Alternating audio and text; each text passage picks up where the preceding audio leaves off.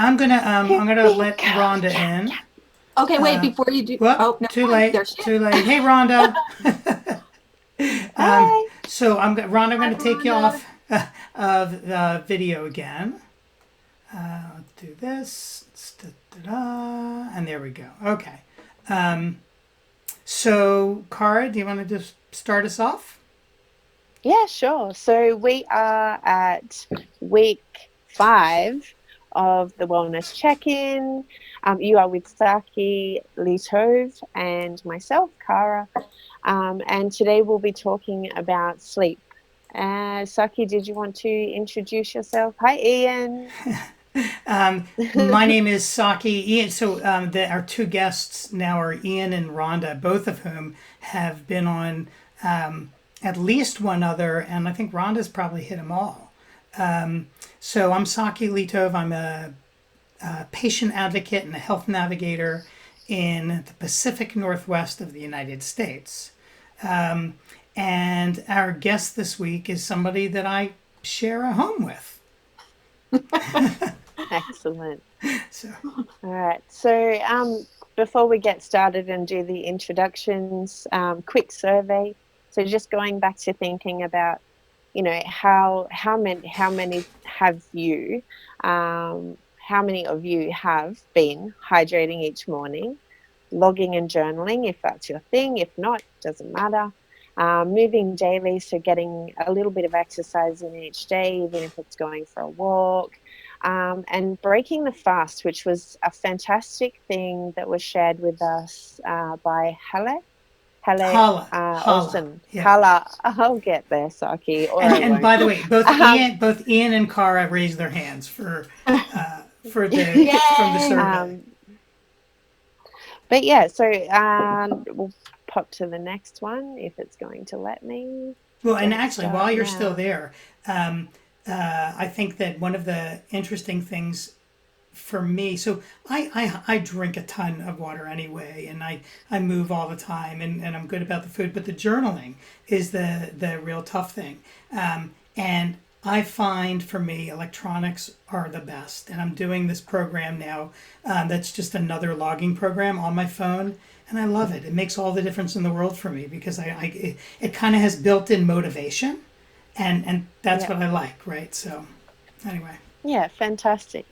I can say that I haven't been logging as much as, I would have liked to, but I have been keeping up with the habits.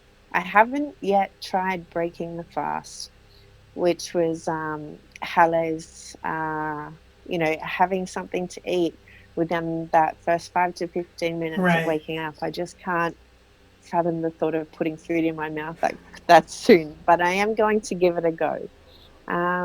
So moving on, so a recap. Do you want to do this one, Saki? Sure, sure. So, we really have talked about these foundational pillars. And so, in the first week, we talked a lot about mindset and the difference between a growth mindset versus a fixed mindset. Second week, we kind of went over the four pillars, which were sleep, diet, exercise, and prayer or meditation. And now we kind of move into the individual pieces. So, week 3, we talked about exercise and movement. Last week, we had Hala Olson talking about food for thought. And this week, we're going to be talking about sleep. Excellent. That's me. I'll let you do the Okay. introduction. So our guest speaker today is my roommate, who Oh, happens come to on. be a naturopathic physician. And someone who it's funny, I feel blessed that I've kind of got a built-in doctor, and that's always been very nice. But sleep is one of her areas of absolute focus and specialty. And so, Laura, you want to take it Okay. away? So, thank you for the people who are coming. Thank you, Cara. And Sachi and I are married. We're not just roommates. I don't know if he got that across. And so we know each other pretty well. And this is my first, this wellness check-in and what people are trying to do, and every day or every week try to do something new. Well, this is the first time I'm doing this sort of teaching online, right, or on a web. So I'm very nervous. And so please forgive me if I kind of look around or look down, like I don't have the gig yet. So, but thanks. I do a lot of lecturing, a lot of teaching in other circumstances, but I do want to start with just a little bit about my background. I know that this is an international forum. So, what I do and what my training is different than maybe what it is. In fact, what I know that it is in Australia or the UK, or I'm not sure where everybody's kind of from. But so I want to kind of start there. So I've been a licensed naturopathic physician for over 25 years in Washington State. I've worked in public health, private clinics, large multidisciplinary clinics, taught at medical schools, taught all over the place, high schools, colleges, so I know, so one of the things that we do here in the US is that because of the amount of education and the doctorate we have within our license, we are considered primary care providers along with specialty providers. So we can prescribe medications, we can do IVs, minor surgery, those sorts of things. I did primary care for many years, and now I'm really focused on specialty care, so adjunctive care. And no matter where I was, sleep was really critical. It was just so important, no matter what somebody was coming in for. Brand new moms, elderly, in between, somebody with chronic diseases, or excuse me, somebody just stressed out from work. And so sleep became something that I got very interested in. And here's where in real life I would ask, anybody have questions? But so what I wanted to do was start with just jumping in about sleep. And some of this people may know or may not know. But before I do that, I want to remind people that the way that I look at sleep and what sleep really is the rhythm. And I think Hala last week talked about the rhythm of diet, the rhythm of cortisol, and the rhythm of insulin. But our whole world is based on rhythm. And we have rhythms, we have the seasons, we have in our bodies, our heart has a rhythm, we have a respiratory rhythm. We even have like our cerebral spinal fluid, what coats what bathes our brain actually has a rhythm, and sleep has a rhythm. So I like to look at that and as sleep is a rhythm. And as a naturopath, as an integrative provider, what I look at is how can I impact sleep, but also how can we support sleep? And I think in this form, it's going to be really how can we support that natural rhythm so that we can optimize our health, optimize our brain function. And I guess I could talk. So one other thing I'm going to say is here, I'm going to just talk about optimizing. There are situations where optimizing is always going to be important, but there's situations like restless leg or depression or anxiety or chronic pain or medication side effects that those things, seeing a provider and trying to deal with the more pathological sleep, that's not a great word to use, but the more disease parts of sleep, if somebody's got a sleep disorder, that's when to see a provider. So if you can do a lot of the sleep hygiene that I'm going to talk about and still have problems, then it would be good to see a provider. Okay. So I think there's a slide, I think. There we go. Okay, so 30% of our time is spent sleeping. So if you think about that, that's so important. Third of our lives, what are we doing? And sleep has been looked at as an active state of unconsciousness, which is a pretty impactful, that's kind of seen in the medical literature. You see that comment. It's pretty impactful. So it means that something is so critical to sleep for us as living beings that we are going to put ourselves in a vulnerable place to get whatever that is. So when you go to sleep, there's different stages of sleep. Is there a way, by the way, to have people, they can stop me and say, hey, I have a question, or There, no? there is. So we have a chat space, and if somebody does post a question in the chat, I will let you know. Okay. Or say, hey, stop, Yeah, go back. no worries. Okay, good. It's really like weird to not have anyway.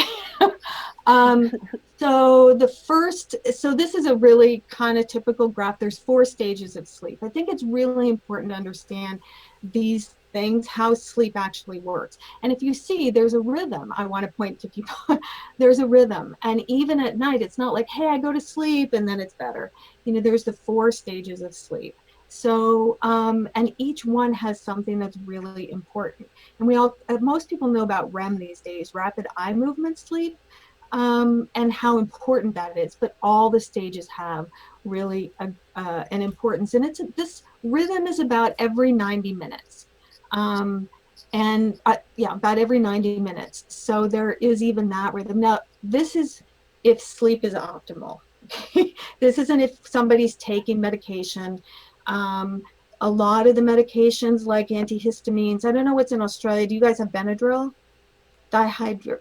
It's like I actually don't know, to be honest. okay. So a lot of people here will take that, as something that can help them sleep that's not a really heavy hitter.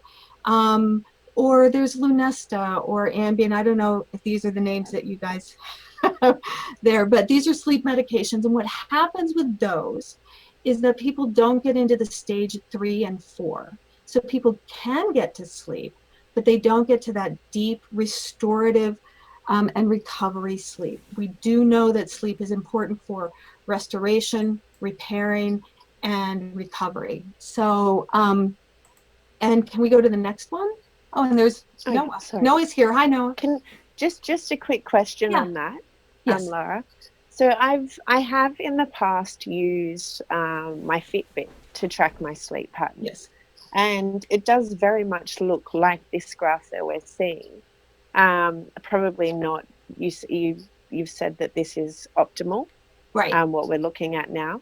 Mine's probably not like that. And I've noticed that there are awake times for me where I don't even know that I've been awake.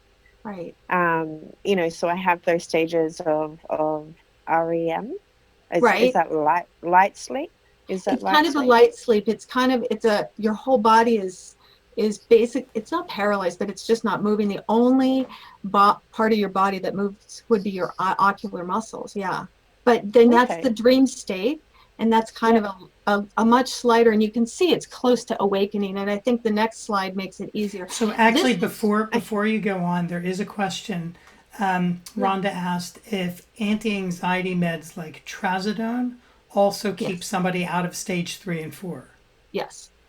Okay. Yep. Any of the benzodiazepines as well, they do. Now, I want to say those drugs have a really important place in sleep medicine.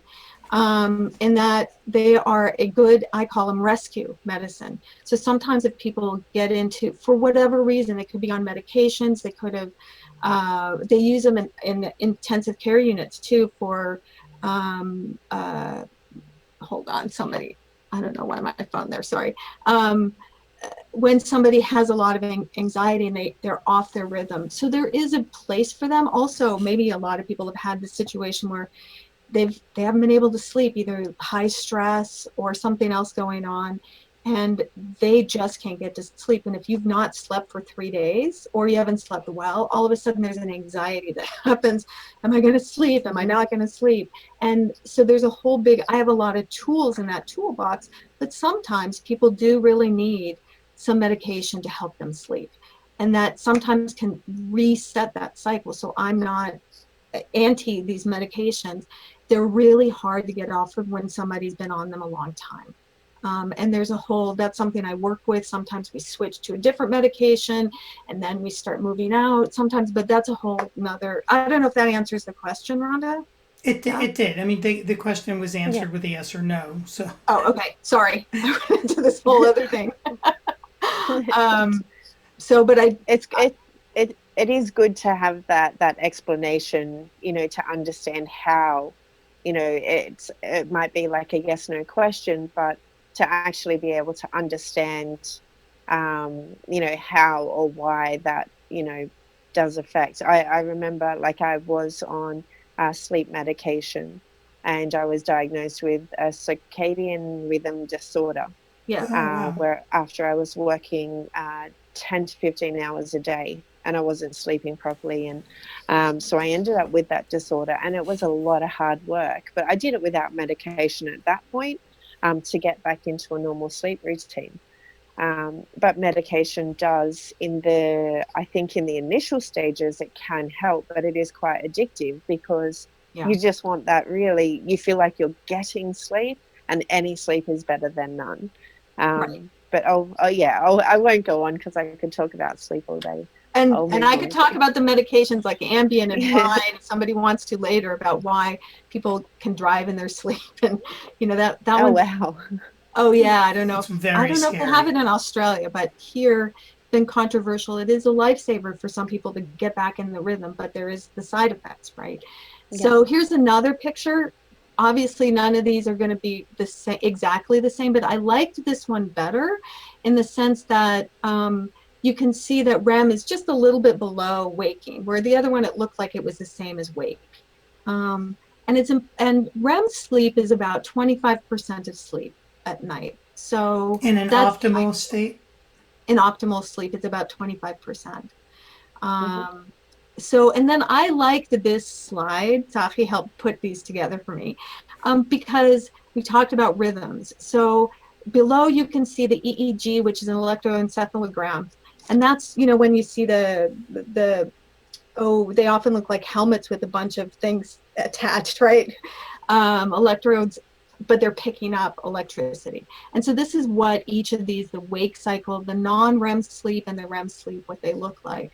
And it gives you kind of some really good information, but also developmental changes. When we look at the rhythm, you can see that short wake bouts in infants and young children. Well, if you've had kids, you know that they have those when they sleep sometimes, right? And the deep REM sleep, non-REM sleep, is really abundant in children, but it changes as an adult. And then also somebody's had a head injury or a stroke, which is a head injury, but this cycle will change a little bit. So How would might you be different. describe my recollection of our boys is they didn't sleep. Of which one of them's here? Yeah. Yes, yeah, but they almost didn't sleep. Do kids have different, would this graph look different for children than it might for adults? Um, it's a good question. I think it should, because they need more of the non-REM sleep. But every kid is also different. At least every kid is so different with their sleep. But it should. And you know, I don't know that answer. I'm usually working with It was adults, just out of curiosity, yeah. but I was kind of, yeah, and I was just showing kind of the rhythm. But that wake, you know, do they have more? I don't know if it comes down. Does this come down? I don't know.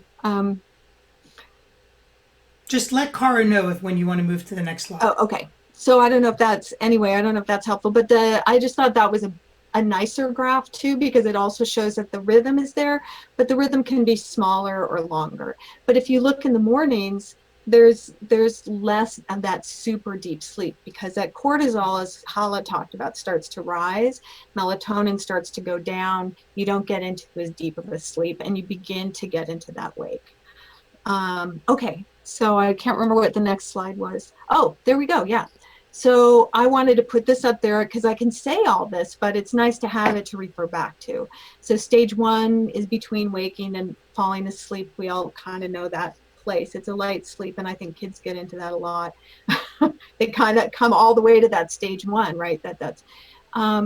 So one of the things that happens is it is a slow, gradual, the body temperature, everything starts shifting down. And if you see stage 3 and 4, it's the deepest and most restorative sleep. What's been shown is in these stages is when the brain starts to restore the muscles. When you see, I can't read it all, but I don't know if you guys all have that same thing that it doesn't show on the side, but you'll see that there's tissue growth. Their injuries can be fixed during that time. And in the brain, what they found is there's a lot of really exciting research actually in brain and dementia and Alzheimer's, and actually neurodevelopment in teenagers and kids, that at night the brain is pretty active. right? And so the rest of the body, everything kind of goes to the brain. And remember I talked about the rhythm of the cerebral spinal fluid that bathes the brain. Well, it's really active at night.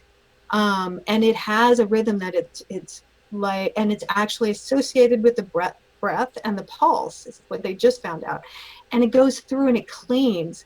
It's like the garbage truck. It kind of comes through the brain and it cleans the brain. And so the brain is there's something called microglia in there that they used to think was we don't like we don't know what that's supposed to be there for, but now they know it's an immune. It's part of the nervous system, but it is an immune function, and it has more than that. It can the parts of the brain that isn't being used. It starts cleaving. It starts cleaning up the metabolic processes, the cellular like stuff that gets detoxed. So detoxes all of that, and so in Alzheimer's there's proteins that get released. I don't know if you guys all know. So, and tend to grow. And actually, it cleans the cerebral at night. It can be cleaned more effectively. People can get into stage 3 and 4. So it's pretty exciting. You can tell I'm excited. I'm really excited about it. I think it sounds really interesting. So how do we get to, and stop me if this is, in the next slides or something that you want to talk about later, but how do we get to that 3 and 4 where we are experiencing that, I suppose, more effective cleansing, yeah. And neuroplasticity, and so the synapses can grow, and also it's in a so I think that one of the things, this is one of the concerns that they have with long-term using sleep medications like Ambien and Lunesta and things like that, is that if people aren't getting in, they're beginning to see some cognitive issues. Well, maybe it's because it's not into the stage 3 and 4. So really being able to get into that deep sleep, there are a few things. One is making sure light is critical. Light is what sets the circadian rhythm, and so the light and the dark, and so we've heard about blue light. Most people have heard about the blue light from computers and TV, and so that is the one that's going to make the brain awake the most and shut down the melatonin the most. But there are any other kind of light. So that's one of the things I wanted to really focus on was light, because that's critical for that circadian and for immune function. So it is, I don't know what my next slide. What's my next slide? I don't remember what my slides are. Oh, there we go. It's just more information about REM. So Lara, the light is not critical for what is critical about the light is to not have it. Correct. Correct. So let's go to the next slide after this one. I think this is where, okay. So what sets the sleep-wake cycle, this is really important, is something called the SCN. So it's in the hypothalamus, and this is a nice, so light will affect that. And so the brighter the light, it will shut down melatonin. We need melatonin to sleep. So a lot of people are using melatonin to help them sleep. And I think there's a lot of really, really good research. And I can talk about the dosage that's physiological. And then it's also being used in cancer care in conventional settings as well, but at a very high dose. So it has a very interesting thing. But light shuts down melatonin. So if and melatonin is critical for sleep and to get into stage 3 and 4. So one of the sleep hygiene things is to darken your room. I think people have heard this, but it's so important. Even a small amount, they've done a lot of research on dim light. Even dim light will shut down melatonin up to 25%. So if somebody's super sensitive, like me, as my husband knows, that if a neighbor put up a light that had this, I don't know, it's like a rural light, not supposed to be in more of our suburban setting. And even with the curtains, you could see that light come through. Well, it's kind of nice if I have to get up and go to the bathroom, because then I don't really have to turn on a light. But I had a harder time getting into that deep sleep. it breaks up that rhythm. And so Also, a lot of people have TVs in their bedrooms, and so the isn't that the any of like the little blue light or red the blue light? lights on those, I have people cover. So one of the things that I'm hoping is one of the things people can do is to really look at the light in their rooms and say, and children are much more affected. They've done this study because of the way that the actually the pupils are, that they are doubly affected by light. So a dim light may only drop 10-15% for an adult. For a child, it could drop it 25 to 35%. And so, those night lights, we had night lights for the kids, but now there's an idea that maybe we find these little lights that are like pen lights when you get up and use the pen light to get to the bathroom. They also know that the longer that the dim light is on, the more it will shut down the melatonin. And so it's not just how strong it is, but it's how long. So, So what are some of the that's other things that somebody might find in their bedroom that they could be aware of to either cover or try to avoid having in the there? clocks. The clocks are really important. Like the light. What are they called? They're like so red light Like doesn't an have as much of LED, like yeah, a digital yeah. Red light LED. doesn't have as much of a problem as blue light, but yet it still does. And some people are more sensitive. So I tell people to put that in, if they need it, put it in a drawer or cover it with a towel. There's nicer curtains now for that black out the light. Um, and because before there was, like, at least around here, only really ugly curtains, and so and so people didn't want to necessarily put those up because it kind of ruined the sort of ambiance of the room. But it is really important. So covering TVs, not having them. A lot more people are in smaller spaces, so I can say, like, no tech. My kids, one of them is on, so he knows, no tech in the room. But when he was at home, but that's not realistic. And it's also kids who live in dorms. So covering it with a blanket so that Or none of like those you lights said, come putting out. it in a drawer is a great idea. It doesn't Yeah. doesn't mean that you can't have your phone in your room, but you should be conscious of covering it or putting it away. Um, so those are really important. That's probably the most important thing, because this is a pacemaker, this SCN. It's a pacemaker for the circadian rhythm. And so if you think about how we used to live outside, it'd get dark, and even if we had fire, we'd have some light, but that's a really low, dim light. It's mostly red. It doesn't have much blue. It kind of put people into this slumber state. So people sleep often really well when they're camping, because, and they're doing some research around that, but that's a whole other thing about sleeping on the ground, that it can help reset. But and here we're moving into summer, so it's even more important. The other thing, that when people do that, it's really important to wake up and open the curtains. Like within the first half an hour, you want to make sure that you get that big boost of light. And what that does is it will shut down that melatonin. And that has been shown to help actually the immune system and the thymus by having that big boost of cortisol and the shutting I down was of the just melatonin. thinking about Hala saying that, like, her Mm. concept of putting something right in your mouth is to kickstart the insulin. Right, right. And with the cortisol, so we do know that that cortisol spike in the morning actually helps the immune system. It has a different cleansing process. So it's interesting that we're learning so much about this cleansing, this internal metabolic cleansing. And the reason why I like this slide too is that it's that light affects the peripheral clocks. And Hala was talking about metabolism and glucose and lipids and insulin. And those things have an effect on blood pressure. And there is a rhythm of blood pressure too. And So, Lard, let me give you like a yeah. 5 minute warning. Oh, am Just I on almost your done? yeah. So just take about 5 more minutes to kind of wrap up. We're not totally ending, but we want to do the Healthy Habits Challenge and kind of stay Okay. So within can the we go to hour. the next one? I just put this one in because I wanted people to see. So there's the melatonin and how much it affects.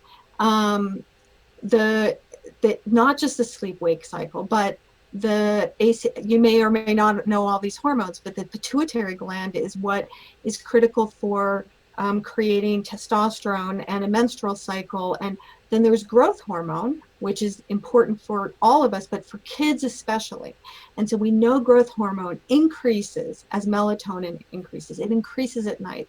So this is why growth they're looking at stunted growth if somebody doesn't get enough sleep. So, okay, I want to make sure that I don't stop. One other thing that I want to mention are people like first responders, people who are shift workers. This has been shown to be very difficult on their circadian rhythm. And I don't know if anybody here is a shift worker, but melatonin should only be taken at night with dark. They've shown in research that if people take melatonin, let's say they're up all night, but they want to sleep and they're like, okay, melatonin will help me. It actually hurts the immune system, and it can increase the risk of cancer. Shift workers have an increased risk of cancer already. They have an increased risk of diabetes, an increased risk of cognitive issues. So because their circadian rhythm and their sleep-wake cycle is off. So that is something that's being studied a lot. Somebody was just asking me about that, and that whether it's the shift is based on if you're a shift worker, like don't the cycle actually start when you wake up? But what you're saying is with sleep, even if you're a shift worker, the circadian rhythm is still based on light. And so in the morning, when there's light, you're just thrown off. You're just sleeping the opposite times. And so there's research happening. How do you compensate for those folks in that circumstance? Do you say, okay, you can only be a shift worker, you can only be a night nurse for 5 years before it begins to increase your risk of breast cancer? That's one of the things that they really looked at. Or because we need people at night for first responders and within hospitals. So there's a lot of research happening about trying to compensate for that sleep, that dark light sleep cycle, and I think a lot of fire departments are looking at that too. Are we going to do a 24-hour cycle when you work, or 36-hour, or do you do 12 hours and then you do a month of only day and a month of only night? Or I think they're all trying to figure that out, because firefighters also have a really much higher rate of cancer not associated with smoking and with any of the smoke. So I think that was so can I say what I would love to have people think about doing, or do you want to talk? Please. Cara? No, that's go ahead. Oh yeah, sorry. I think so. Cara's got some other ideas, but for me, just to optimize sleep is that light. It is one of the best things that somebody can do. Walk around and say, okay, I'm going to start covering this, getting, even if it's ugly curtains, putting that up at night if you can find a way to do that. I think that and the blue lights at night, and I beginning to not watch high anxiety shows. I need to do better at that. Or studying late at night on the computer. I need to be better at that. Guilty. And and then I take my melatonin and I'm like, oh, okay, well, but it's really hard. And that 1 hour of away from that, and then also turning the lights in the house to. Do you have in Australia, are people still using incandescent bulbs, or are they using mostly LED? What are the Those are the old-fashioned bulbs. The incandescents are like the old bulbs that would break really easily. They have like a filament. The light's very yellow. I use some of those. So those are Is better. that a good thing, or those are better for that, to get in that sleep wake. Here it's harder to find them, but if somebody can sit with a book or sit in a room with those lights rather than LED lights where it's higher blue content, then that actually, for that hour, that can actually help them relax. So Laura, there was a question about this idea of the optimal period of sleep at night. And obviously it's different for everybody, but is there hours? So is there an optimal sleep time either amount, or is it quality? Quality is going to be the most important thing, but if It depends, because it depends on what somebody's struggling with. I mean, if we're looking at no medication and no, it is really going to be the quality, and people are going to be able to sleep, have less sleep with the same quality. I mean, if you're looking statistically, they say 7 to 9 hours is ideal. Men in general tend to be able to get by with less sleep than women. If you have kids, back to kids, when they're little, you always have an ear open, right? You're always listening for like anything. And so how deep do people get into sleep? There's not enough research on that. And so, there's a lot of sleep deprived parents. And then there seems to be that in between time before they're teenagers. And then there's the teenager, oh, I'm always listening for when they walk in. Oh, I'm always listening, you know. Um, and so does that keep people from going to stage 3 and 4? I don't know. But it seems to me that would be the case, because I know from my experience, then I can get into that deep sleep once they're home. So continue on your list. Oh, that was it, actually, because I think that Kara has a nice list. Oh, and the sunshine in the morning, even if it's wintertime and we're in the Northwest, open the curtains. Just the first thing you do, put it, maybe if you don't sleep with clothes on, you might put some clothes on, and and then open the curtains. So just reminding people to do that part too. I think Lara, and Saki, the take home message is that darker, quieter, cooler, because I saw in one of the slides as well, it's about the temperature as well. So, a cooler temperature in the room, no noise or minimal, if possible. I get some people sleep, have homes near busy roads or, and whatnot. But that, I guess, the darker, quieter, cooler, sort of, that's something that I've found has really worked for me. To have a really good quality sleep. Mind you, 5-year-old, I know she's going to come into my room at a certain time around 2:00 in the morning. So I feel like my body's adjusted to know that, but it's just having those 3 things. And if I do, covering the lights, I can't stand my eyes opening and seeing the LED clock, the numbers, the digital clocks. And, it's just things like that, and making sure that there's no, little red lights here and bright lights from the clock and light from the hallway and all this sort of stuff. So you should see our basement. We have a family room that's got a really great sleeping couch. And anytime any of us are sleeping down there, Lara will go through and cover up all the little lights. And you see these little DVDs kind of sitting in these funny places. And you're like, oh, I didn't even realize that light was there. Yeah, but no, and the cool is really important. Some people feel better when they can, some people, it depends, say, oh, I can't sleep in a cool room. But if they take a warm shower and then get into bed, but it's cool air and then enough, that actually is often really nice. And a odd thing that I've seen over the years, and I don't know, this is anecdotal. Sometimes people who have a hard time getting to sleep, if they wear socks, and then they kick them off. I'm one of them. And so for sometimes I've had people, that's what they've done, and that has made a difference getting to sleep. So that's just totally anecdotal, but it's easy to try.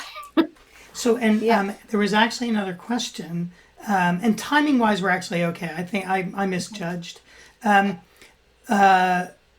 Ian's asking, is active exercise late in the day or early evening beneficial or problematic for good quality sleep? I'm going to say from my experience and practice, what I've seen some people do is the gentle exercise at night has helped. I also have seen some people who are super high stress and they need to get out something, like doing something a little bit more exertional a couple hours before sleep. And then maybe writing or journaling, but for the most part, some people actually, they do really well with maybe yoga or stretching, but I would play it by ear. I would see what works for you, because I've had some people work, everybody's different. So I've had some people who love to do their run in the evenings, and that just felt they slept way better. So I think it depends. I think that with restless leg, which there's a bunch of things to do with restless leg medically, but also sometimes people doing a gentle, very gentle kind of movement, and they don't even necessarily have to stretch, but like slow dancing movement and stretching a little bit has really helped some of those folks who have some neuropathy. Um, and then people can sleep a little better. It's like it gets it out of their system a little bit. It kind of calms their legs down. I've seen that, but this is all anecdotal again. And Actually, I learned that another from a thing, neurologist, though. I learned that one from a neurologist, but so that's one we of were the working things with that it. I know that you've said to me over the years is this idea too of having a wind down routine, Yeah, right? That it's really Mm. important. That kind of goes back to this idea of the high anxiety movies, or the adrenaline shows are not good to watch right before you're trying to go to bed. right. The news right now, it's like, what benefit are we? Okay, I'm going to go out on a limb. How much benefit are you going to get from getting the news at 11 o'clock at night? You could get it in the morning. You could get it, like, what is something going to change? If there was an earthquake or something that you really want to find out what's open, what's not, of course. But in general, right now, the morning, you can go online. Now we can go online and get last night's news in the morning. So that's always a better thing to do rather than getting, even if you don't feel like you get angst, something does happen in the body. There is that fight or flight that can happen. And the news loves drama. And So, Yes. adrenaline. Yes. So, if it's okay, and there's no other questions, then I'll move on to the challenge that the three of us, have put together. Is that okay, Lara? I think that's great. Awesome. And thank you so much. It's been amazing, absolutely incredible. Sleep is so important to me, and understanding, where I can sort of start to make those changes again. I've been there before where I've had really good sleep habits, a great nighttime ritual, and had fantastic sleep. But it's reminding myself, and this has been fantastic for me, on how important those things are and what the different sleep stages are. So thank you very much. You're welcome. Thank you. Thank you for the invitation. We're not. A nice. You're not going anywhere. Absolutely. We're not letting you off that Oh, easy. okay. Don't leave yet. I'm trying to get back Oh, that's to. nice. Oh, there it is. No, wait, there we go. Okay. So the week 5 challenge sleep routine. So this is something that Lara, Saki, and I have put together. So it will be posted in the Facebook group within the next, say, few minutes. It's sitting there ready to go on my screen. So today it is sleep routine, as you can see, and it's time to get snoozing. So for the next 5 days, we'll challenge you to get your best night's rest. And to get started today, we're inviting you to let us know or write down, you can do it yourself, write it down in a journal or on a notepad, what your current sleep schedule is like, and any challenges that you face at bedtime. So this really falls in line with those 3 questions, I think, Saki, that we've sort of put out there. What does it look like now? What do we want it to look like? Right. And what do we need to do to make those changes? So we've put that together, and each day for the next 5 days, we will pop up the new challenge. I think tomorrow is about just writing down, sort of Journaling. answering those 3. Yeah. So it's about journaling. But there's, we'll be going into tea. We'll be going into Lara's, take home message of that, creating that darker space. It's almost like a sleep cave, which I Oh, that's a absolutely nice love. way to put it. Yeah. Yeah. So I think it's going to be fantastic, and really excited to be sharing it with everybody and seeing how we all go with it. That's awesome. And there are so many different ways that people can, a lot of times inspiration comes through participation with one another, right? So Yeah. whether it's putting yourself out on Facebook or LinkedIn, and sharing kind of some of the things that you're doing. I know personally, actually, I can put it out here right now.